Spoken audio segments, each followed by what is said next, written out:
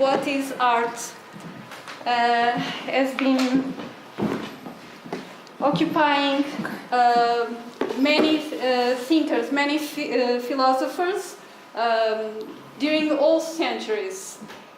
Because, and I choose art, sorry, I forgot to say this, I choose art because along with food, the need of feeding ourselves, art is probably one of the ancient needs of humankind.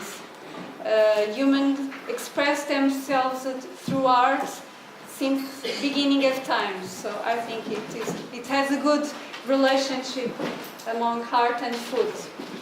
So what is art? Nothing better than to see what is art. Oh no, I need to turn it on. Okay, maybe now. Okay.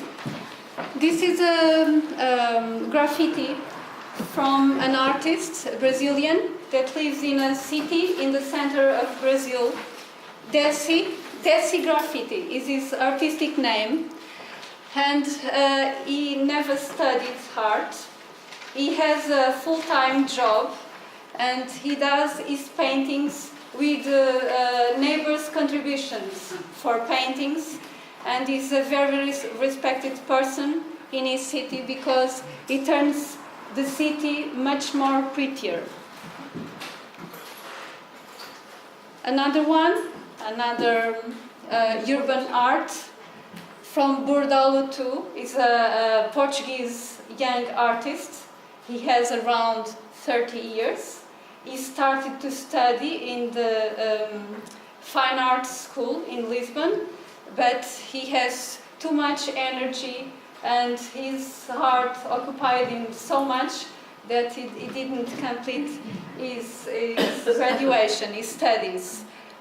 And the main thing about Bordalo too is that all his works are made out of trash. Since he began to work and creating these large-scale sculptures, he used around 28 tons of trash. And usually he has these kind of works all around the world, and he goes there weeks or months earlier, and the trash he uses is from the place where he's going to build his sculpture. Then I will ask your attention. We need to see a small video from one of my favorite artists, Niki de Saint-Phal. She was born in 1930 in France. She's already passed, and she was a wonderful woman. I'm Helen Ball, I'm assistant curator at Tate Liverpool. I'm currently in the Niki de Saint-Phal exhibition, which is just opening. This is the first major Niki de Saint-Phal exhibition in the UK since her death in 2002, and it's really the most major comprehensive survey of her work, going through the 5 decades of her career and showing all the different phases and changes that she made in her work. We start off the exhibition with her very, very early paintings, some of the ones that she did right at the beginning, where she was actually recovering from a nervous breakdown, and we get these very highly decorative, colourful paintings. These then developed into these assemblages where she started sort of paring down sort of decorativeness into abstract landscapes, but sort of adding all these elements that she found around the house. So she started embedding sort of broken plates and plastic toys that she found around, and she embedded these into landscapes to make these sort of assemblages. And then we go slightly onto the more sinister, and she starts adding these violent elements to her work, like knives and guns. And it's at this point that we see this dark element of Niki coming out. She's sort of a very tortured soul, and she's looking back against perhaps this nervous breakdown that she'd had and the way of her dealing with the complex emotions that she was feeling at the time. The auto-portrait is sometimes also being called like a tortured self-portrait, and it's influenced, I think, by Gaudi as well, because obviously you've got ceramic tiles in it, and she just recently visited Park Güell in Barcelona. However, it was also looking at her own self and sort of her being tortured and tormented at that time, and sort of the personal feelings that she was feeling in her head. So it was a very sort of stark figure standing like alone, made out of all these assemblaged objects which she's found around the house. I think the shooting paintings are very cathartic. They're a way of her sort of getting at her aggression by sort of a very aggressive means. She would make little pockets of paint in plastic bags, and she would fill with foodstuffs sometimes and paints and all different kinds of things. She would then hang them like on a wall in some way and get a rifle and shoot at them. So these little pockets would burst open with paint, and you can see on all the paintings they're very vibrant colours as the paint drips down the picture. She herself said that they were like making the paint bleed. So again, it is that process of shooting something and watching it die and bleed. After the shooting paintings, she then sort of went through a quieter period and wanted to move into exploring roles of femininity and women in society. So she looked at them from perhaps a negative point of view, looking at that women should only be brides or mothers, perhaps a symptomatic of those feelings of entrapment that she felt herself.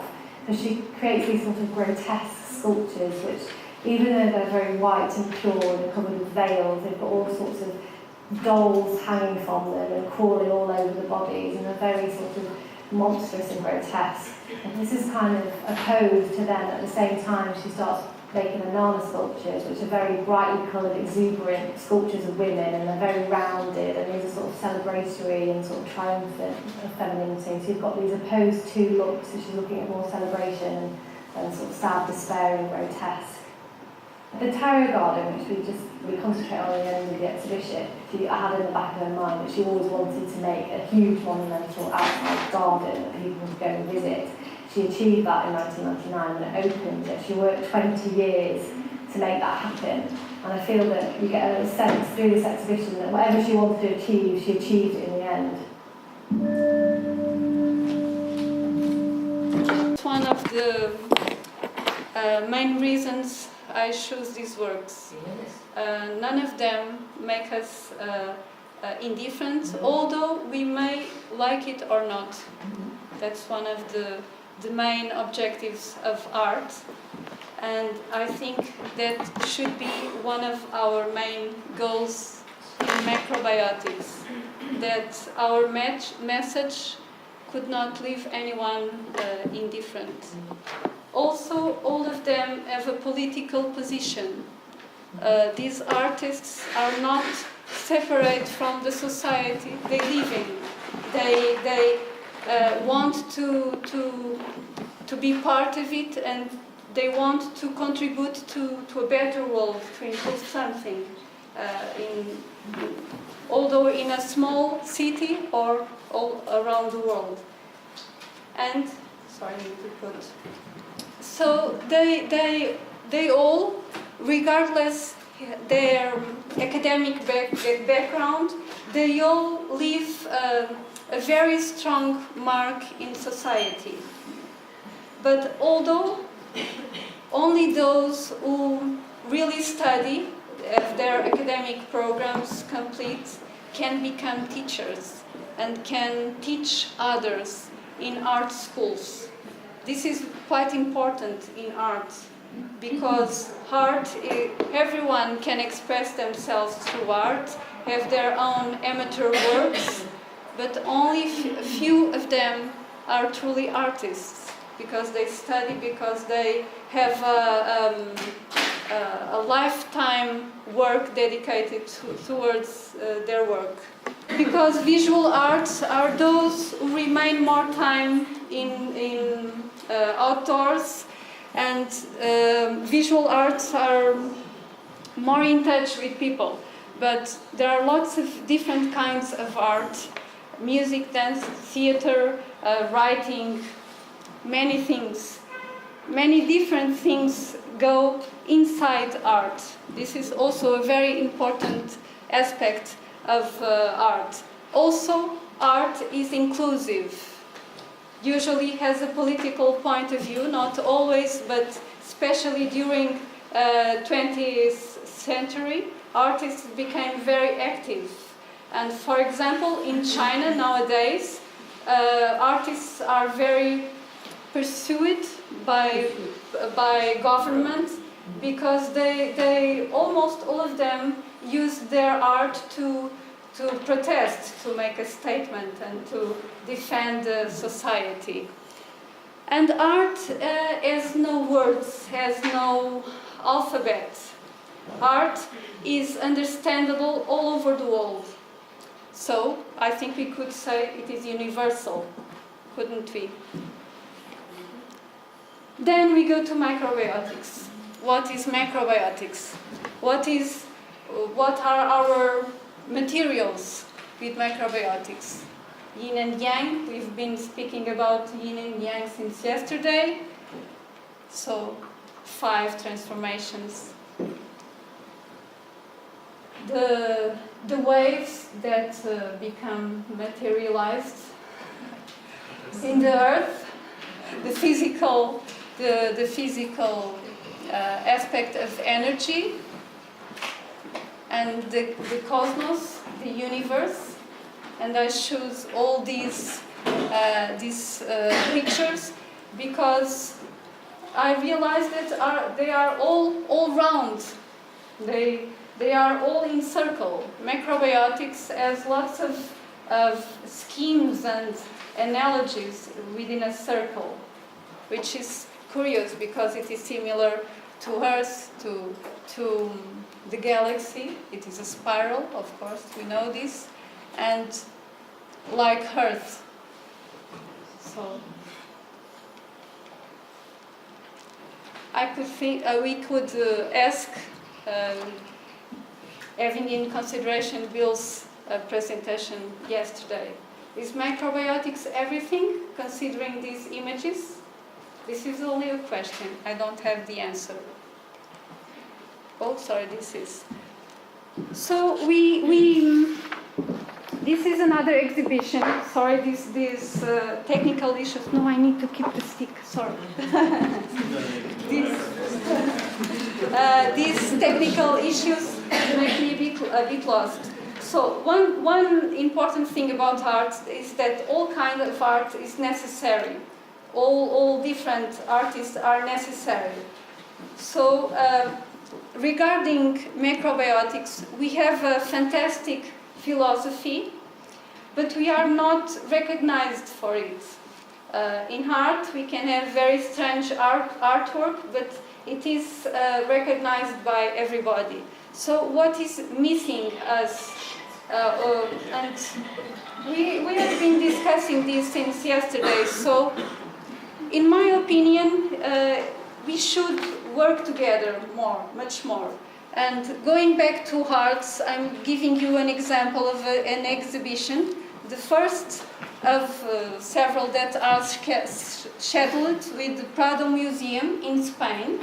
And this exhibition, they brought some very specific paintings from the collection of Prado. And during the first 3 months, this exhibition had 60,000 visitors, which in Lisbon is a huge amount of visitors in a small museum, because people in Lisbon could go into their local museum and see works of art that are usually in a distant museum. This is cooperation, and I think we do. Sandy also spoke about this. Other things that I think we are missing in our work: building networks, building more public events, being more inclusive, valuing differences. This is very, very important, and protecting each other. And I'm going back again to arts. In the late 19th century and the beginning of 20th century, art changed completely, dramatically. Artists sometimes were beaten, or people destroyed their paintings in 2 minutes? Okay. In exhibitions, because they changed completely everything that it was supposed to be a good piece of art. Artists were fed up about it, and what they did, they built strong communities, usually in New York or in Paris, and they built collective exhibitions. Most of them paid from themselves. They purchased paintings to each other. Those who were a bit more famous supported the youngest ones. They shared their houses because they knew that they only could do that kind of change if they stick together. And before this kind of community, unfortunately, or it is not necessary maybe, ended right before the Second World War. But in fact, it changed a lot. Art was never the same after this happening. So protecting each other, I think it's one of our values. And we couldn't end without art. So this is another artist, another urban artist, graffiter, which I don't know if he's a male or a female. Scampy could be anyone, but he or she, I don't know, have strong messages. And we have here a very sweet message: follow your art, but the heart is like a dog or a piece of something, a waste that the little child pulls through the road. And that's it. Okay? Thank you.